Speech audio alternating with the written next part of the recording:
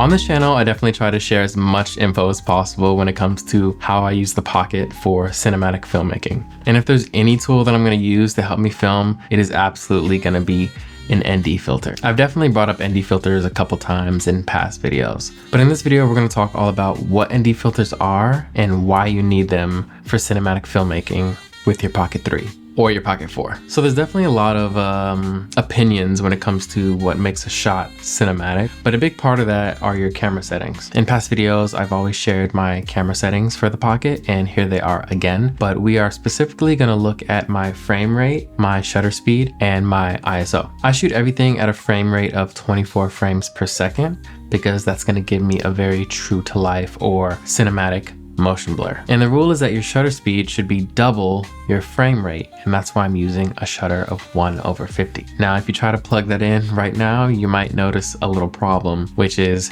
your shot is super overexposed. But we do have an option in our camera, which is the ISO. So we can bring that as low as possible. And you can bring that all the way down to 50. But when you use these settings outdoors during the day, there's a big chance your shot is still gonna be overexposed. And that's where we bring in ND filters. So what are ND filters? ND filters are essentially sunglasses for your camera. You put them over your lens and it helps to reduce the amount of light coming into your sensor. I use ND filters for my mirrorless cameras. I use them for my phone when I'm filmmaking on that, and they really are an essential tool. For almost like 2 years now, I've been getting by with an ND filter of 16 or 64. And those two strengths have seemed to be the sweet spot for everyday out and about filmmaking. And these filters are by Chollette, and I've been using them for pretty much every single shot that I've shown on this YouTube channel.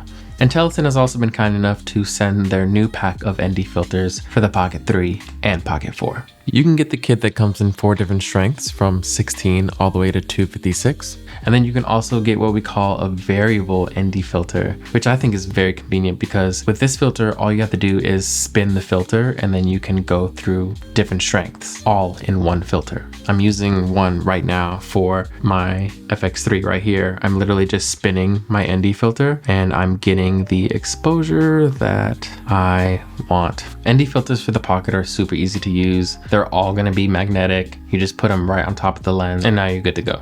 But now, how do you know if your shot is properly exposed with these manual settings plus an ND filter? So I've learned that my image looks its best when I set my EV to -0.3, and you can just customize that in your settings. And then I'm also setting my ISO to a range of 50 to 800 max. I try not to go over 800 for a cleaner image. I'm usually always using an ND filter unless it's super early in the morning or near sunset. And that's how I use ND filters in combination with these settings for all of my shots. Let me know if you have any questions in the comments, and check out the filters that I use in the description. Thanks for watching. Peace.